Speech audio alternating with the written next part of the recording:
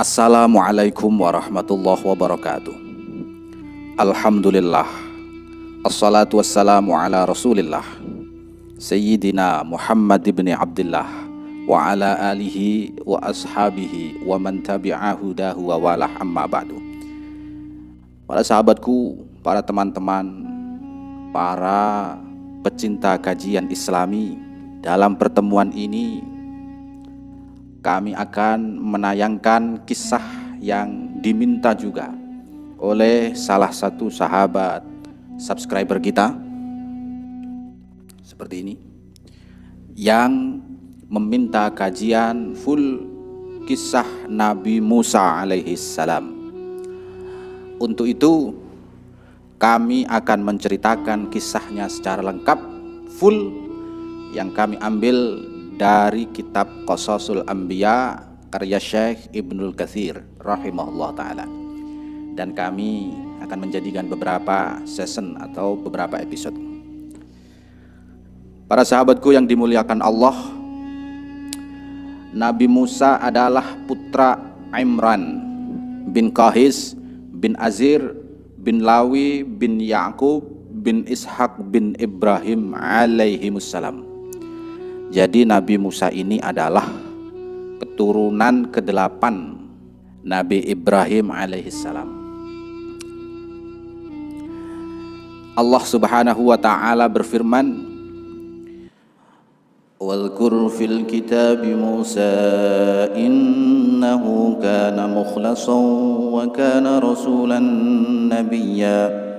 وناديناه من جانب الطور الأيمن وقربناه نجيا ووهبنا له من رحمتنا أخاه هارون نبيا." Dan ceritakanlah, wahai Muhammad, kepada mereka para kaummu kisah Musa di dalam Alkitab Al-Quran.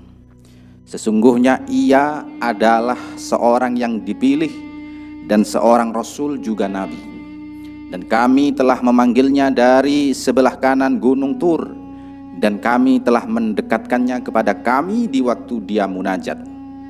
Dan kami telah menganugerahkan kepadanya sebagian rahmat kami, yaitu saudaranya Harun yang menjadi seorang Nabi. Surah Maryam ayat 51 sampai 53.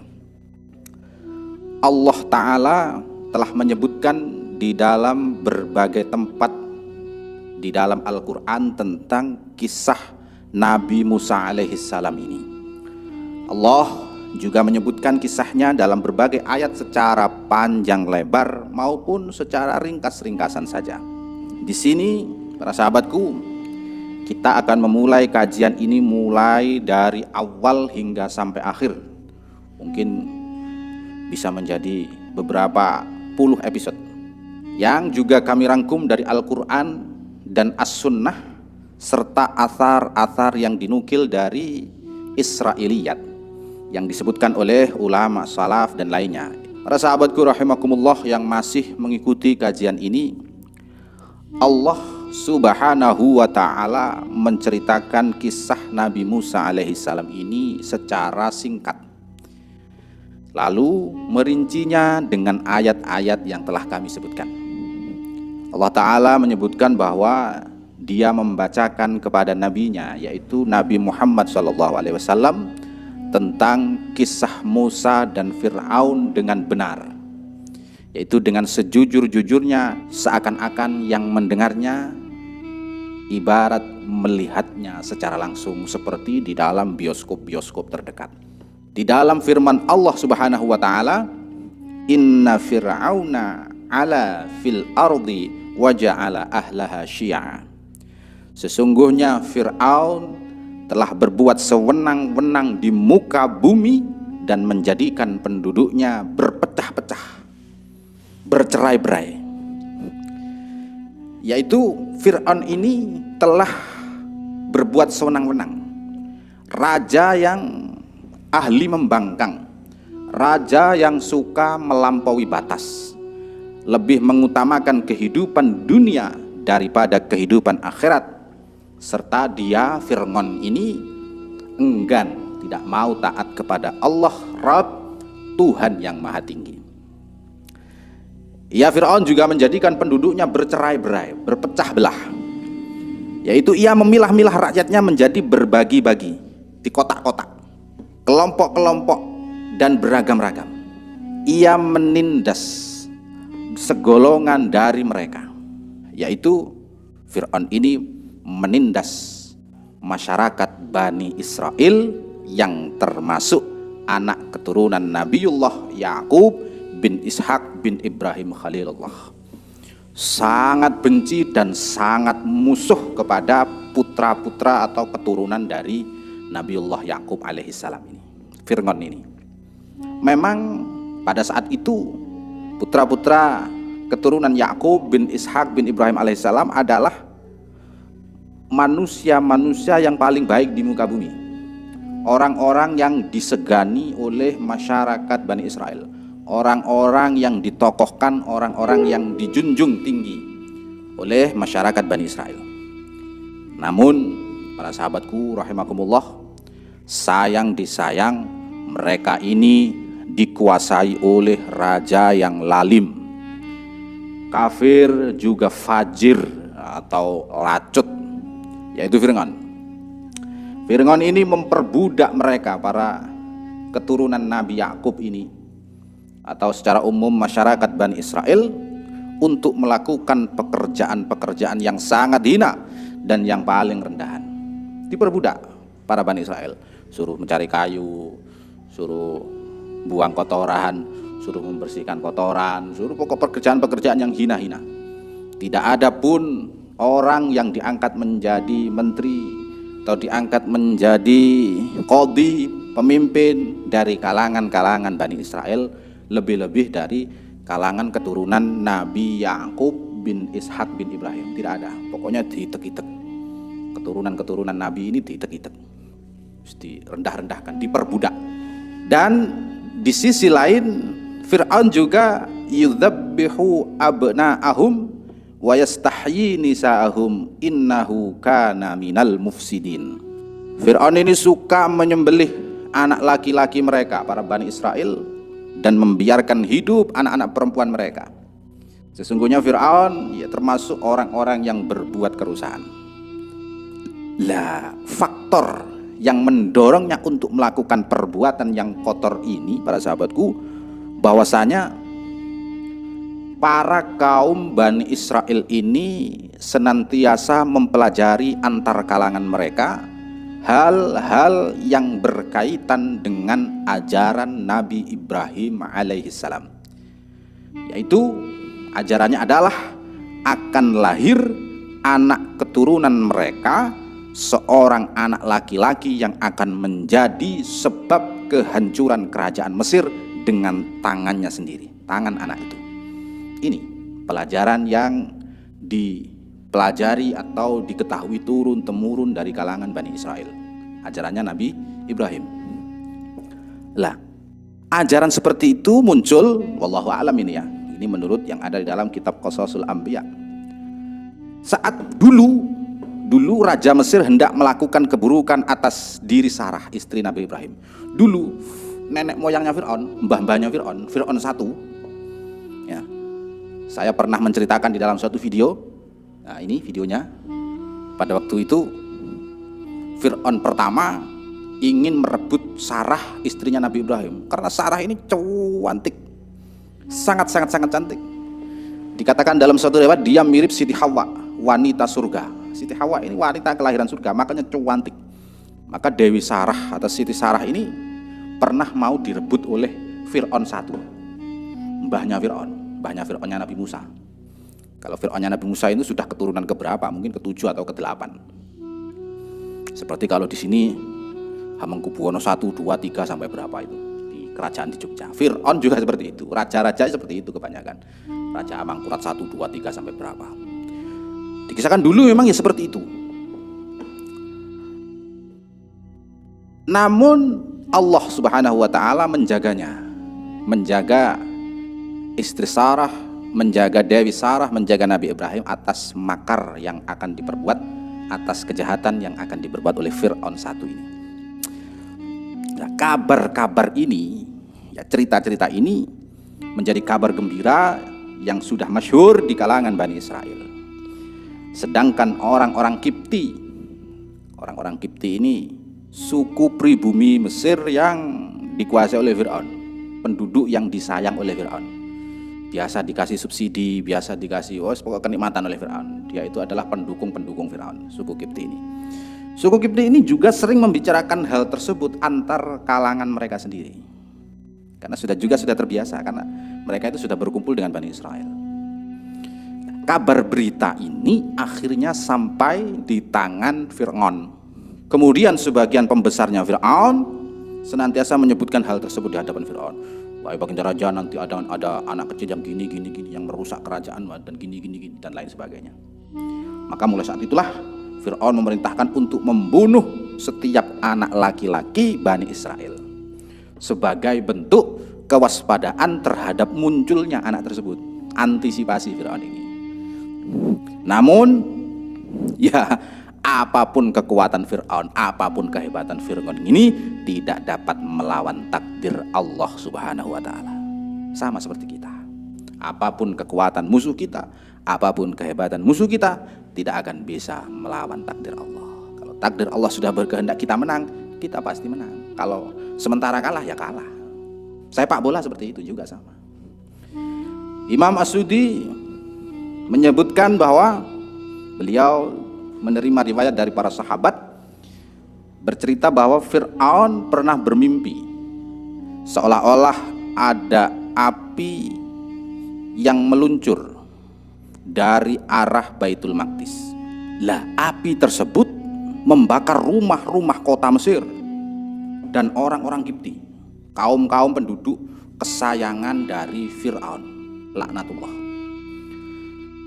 Namun kebakaran itu, api itu tidak menimpa Bani Israel. Aneh ini, wah, Bani Israel selamat kok. Saya dan para kaum saya, penduduk saya kok hancur dibakar api. Nah, ketika bangun, Fir'aun ini pun merasa cemas, lalu mengumpulkan seluruh tukang ramal, paranormal dan tukang sihir. Ia bertanya kepada mereka tentang takbir atau takwil dari mimpi tersebut. Mereka menjawab, wah, baginda Raja Fir'aun, anak tersebut sudah akan lahir dari kalangan mereka. Ia akan menjadi sebab kehancuran penduduk Mesir melalui tangannya. Wah, dengan dasar inilah, dengan dasar takwil dari para tukang-tukang sihir, tukang-tukang ramal dan lain-lain ini, Fir'aun kemudian memerintahkan untuk membunuh semua anak laki-laki dan membiarkan hidup anak perempuan dari kalangan Bani Israel saja. Pokoknya orang Bani Israel yang punya anak laki-laki ya disikat, langsung disembelih. Kalau anak perempuan enggak. Tapi kalau sukunya sendiri, kaumnya sendiri, suku Kipti, ya enggak. Sukunya sendiri ya dibiarkan hidup. Lah, oleh karena itu Allah Ta'ala berfirman, nuridu annamunna 'alal ladzina istat'afu fil ard. Dan kami hendak memberi karunia kepada orang-orang yang tertindas di bumi Mesir itu. Ya, mereka adalah Bani Israel, orang-orang tertindas pada saat itu. Ini zaman Nabi Musa ya. Jangan dianalogikan, karena saya menceritakan kisah penindasan pada zaman Nabi Musa, saya terus mendukung Yahudi, ya geblek gitu. Zaman dulu memang kenyataannya seperti itu. Orang-orang Bani Israel, kaum Yahudi ini tertindas oleh Fir'aun. Ya memang harus diceritakan. Dan firman Allah Ta'ala, wa naj'aluhum a'immatan wa naj'aluhumul warisin. Dan kami hendak menjadikan mereka pemimpin dan menjadikan mereka orang-orang yang mewarisi bumi, yaitu orang-orang yang akan mengambil, yang akan merampas kerajaan Mesir dan negerinya untuk mereka. Intinya Fir'aun ini sangat-sangat mewaspadai akan lahirnya seorang bayi yang akan memporak-porandakan Mesir dan sekitarnya, yaitu Nabi Musa ini. Hingga ia mengutus beberapa orang dan kabilah untuk berkeliling mencari wanita-wanita yang sedang hamil, hingga mereka mengetahui waktu melahirkannya. Ini sudah 6 bulan, 7 bulan lagi, 2 bulan lagi lahir. Setiap wanita yang melahirkan anak laki-laki, maka para jagal itu tersebut langsung menyembelih bayi tersebut pada saat itu juga. Ada bayi lahir laki-laki, potong. Bayi lahir laki-laki, potong. Terus seperti itu. Menurut kalangan ahlu kitab, bahwasanya Fir'aun memerintahkan untuk membunuh laki-laki ini guna melemahkan kekuatan Bani Israel, sehingga mereka tidak akan mampu menghadapi pasukan Fir'aun ketika mereka memeranginya. Para ahlu kitab ini berpendapat banyak sekali kelemahan, dan pendapat mereka adalah pendapat yang batil dan salah. Yang jelas Fir'aun ini membunuh anak laki-laki bukan melemahkan kekuatan kaum Bani Israel, enggak, akan tetapi menghindari lahirnya seorang anak yang akan memporak-porandakan Mesir dan sekitarnya, yaitu menghindari memutus lahirnya Nabi Musa alaihissalam. Namun takdir berbicara lain. Allah yang maha agung, yang tidak dapat dikalahkan dan tidak dapat dicegah serta tidak dapat ditentang takdirnya, Dia telah menetapkan bahwa bayi yang sangat Fir'aun khawatirkan tersebut, dan karenanya Fir'aun telah membunuh jiwa-jiwa yang tidak berdosa yang sudah banyak, ratusan ribuan yang tidak terhitung lagi jumlahnya.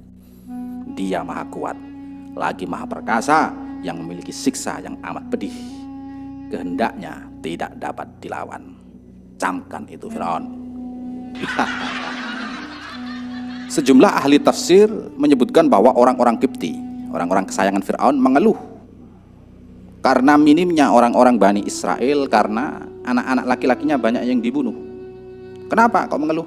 Dikhawatirkan orang-orang Bani Israel yang dewasa meninggal, sedangkan anak laki-lakinya dibunuh, lah habis si orang laki-laki. Sehingga akhirnya mereka sendiri, orang-orang Kipti ini, yang mengerjakan apa-apa yang selama ini dikerjakan oleh para budak, para kaum Bani Israel. Rotok wedi, agak takut nih kalau masyarakat Bani Israel ini berkurang atau bisa saja habis, karena orang-orang Kipti ini akhirnya ya nggak punya pembantu, nggak punya budak. Oleh karenanya Fir'aun ini memerintahkan untuk membunuh bayi laki-laki dalam rentang waktu setahun dan membiarkan mereka hidup, tidak membunuh bayi laki-laki dalam rentang waktu setahun. Jadi setahun membunuh, setahun enggak, setahun membunuh, setahun enggak, diganggang. Ya untuk ya seperti itu, biar tidak habis-habis amat kaum Bani Israel.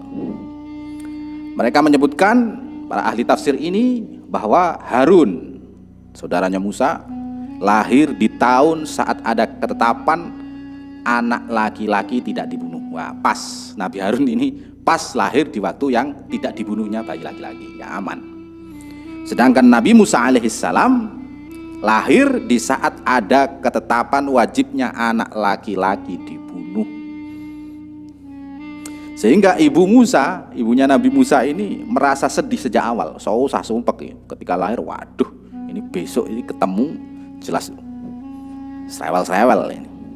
Sehingga ibu Musa merasa sedih sejak awal kehamilannya. Wah, tahun ini adalah tahun dibunuhnya anak laki-laki. Ibu Musa sedang hamil, punya Nabi Musa. Dia sudah khawatir. Maka ia kemudian mendapatkan ilham dari Allah Subhanahu wa ta'ala ketika lahir agar meletakkan bayinya di dalam peti, lalu mengikatnya dengan seutas tali.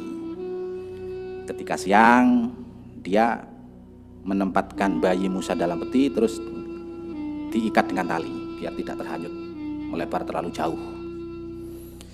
Rumah ibu Musa memang berdekatan dengan Sungai Nil, jejer dengan Sungai Nil, dempet dengan Sungai Nil. Ia senantiasa menyusuinya.